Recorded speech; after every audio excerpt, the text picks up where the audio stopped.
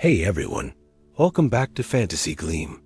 When the forest grows silent and the wind forgets your name, beware, for that's when Morwenna's walking house begins to stir. This is the tale of Lyraen the Brave, the girl who crossed rivers that remember, faced the witch of the woods, and brought her father back from the edge of death. Morwenna of the deep woods, once on the farthest edge of a vast and tangled forest, where the trees whispered secrets to the wind and the owls blinked with knowing eyes, there lived a girl named Lyraen. She was no ordinary child. Brave of heart and quick of mind, Lyraen had learned the ways of the woods not from books or teachers, but from her father, a skilled woodsman who raised her alone in a small cottage.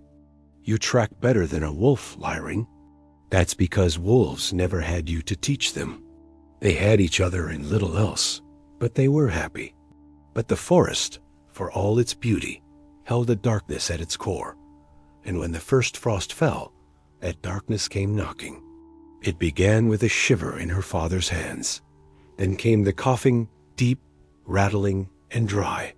He grew pale and hollow-eyed. His strength ebbed like a receding tide. Try the pine bark tea again, please. You've always been stronger than me. Lyraen tried everything she knew, but nothing worked. By the seventh day, he no longer spoke. His eyes were closed more often than they were open. His breathing was thin. That night, while the wind howled like wolves across the chimney, Lyraen dreamt. Beyond the whispering trees, past the river that remembers, lies the house that walks and never slumbers. Inside the witch holds power and potion, but beware the price for her dark devotion. Lyraen knew the stories. Everyone did. The house on chicken legs, the iron-toothed witch, Morwenna. At dawn, she packed what little she could, a crust of barley bread, a strip of dried trout, her father's old flint knife, a silver hairpin from her mother, and a small jar of goose fat for the cold. I'll come back with a cure. At first, the trees welcomed her. They knew her scent, her light step. Squirrels chattered above. A fox watched silently from the underbrush. But as noon passed, the familiar trails twisted. The sun hung too long in the sky, as though time itself was unsure. Beyond the whispering trees, past the river that remembers, by dusk, Lyraen reached a clearing. In the center stood a willow tree, gnarled and hollow. She approached, feeling a strange pull. Inside the hollow trunk was a skeleton of a bird, wings stretched, beak open in a silent cry. Around it, etched into the wood, were runes older than the forest itself. She touched one, and the willow spoke, not in words, but in feeling. Kindness opens doors where strength cannot. Thank you. That night she slept in the crook of a tree. The stars blinked like ancient eyes above. By the second day, she reached the river. It was not wide, but it was deep, and it did not run straight. It curled like a snake across the land, whispering in 1,000 tongues. River that remembers, let me pass, and I will carry your memory. You speak the old way, so few remember how. But I ask you, what will you forget to save the one you love? My fear. I will forget my fear. The river spirit smiled, and the waters parted, and Lyraen crossed. Beyond the whispering trees, past the river that remembers. By twilight, she saw the skulls. Then she saw it, the house on chicken legs, pacing restlessly, turning this way and that. Lyraen stepped up to the gate. Oh, poor thing. Now the gate swung open silently. This is for you. Calm down, little one.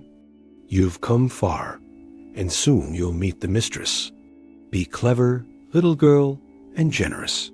It may save your life. The door opened with a groan, and there she stood, Morwenna, the witch of the walking house. Well, well, well, a child in my woods. What do you want? My father is sick. I came for a cure. And what will you give me in return? I will cook and clean and serve you for one night if you promise to give me the cure. We'll see if you're worthy. Sweep the yard until every speck of dust is gone. If I find one, I'll feed you to my geese. Yes, grandmother, Lyraen swept. The thorns tore her hands. The dust danced to escape. Use this? Lyraen swept with the pine, and the dust clung like iron filings to a magnet. By sunset, the yard gleamed. Boil stew with no fire, no water, and no meat. How? Lyraen lit a fire with the feather, melted dew from the leaves, and boiled the pine cone. Don't sleep. Watch my fire. If it dies, so do you. Lyraen sat by the hearth. Hours passed. Her eyes drooped. The flames flickered. Then the golden leaf in her pocket pulsed with light. It glowed gently, keeping her awake. The fire burned steady till dawn. You've done well. Too well. This will heal your father. But I feel you still plan to eat me. Of course I do. You're clever and strong. Just the kind I like, with a bit of garlic and thyme. Lyraen didn't wait. She turned and ran. Lyraen pulled the silver hairpin from her hair and threw it behind her. It became a wall of mirrors. Lyraen threw the golden leaf. It burst into a field of sunflowers, tall and thick. The witch tore through them, but they slowed her. Lyraen threw her last item, the flint knife. It struck the ground and split the earth. A chasm opened, and from it rose a wall of fire. Morwenna screeched and flew back, beaten. Lyraen kept on running. She crossed the remembering river, which carried her gently. Now the willow tree bowed its branches as she passed. At last she reached the cottage. Her father lay still. With shaking hands, she uncorked the flask and poured 3 drops into his mouth. Nothing. Then his chest rose. He coughed. His fingers twitched. I'm home. Lyraen never spoke of the exact path she took, nor the words the river whispered. But those who heard her story called her Lyraen the Brave in time. She became a healer. She taught others how to listen to trees, how to respect rivers, and how to honor their promises. As for Morwenna, she waits still, patient, deep in the forest where her house paces on restless legs. And if you ever hear a swoosh, swoosh, swoosh behind you, you'd better run. And so Lyraen kept her promise, healing others and teaching them to listen to the forest. But deep in the shadows, Morwenna's house still walks, waiting. Thank you for listening to Fantasy Gleam. Don't forget to like, subscribe, and return for another story beneath the stars.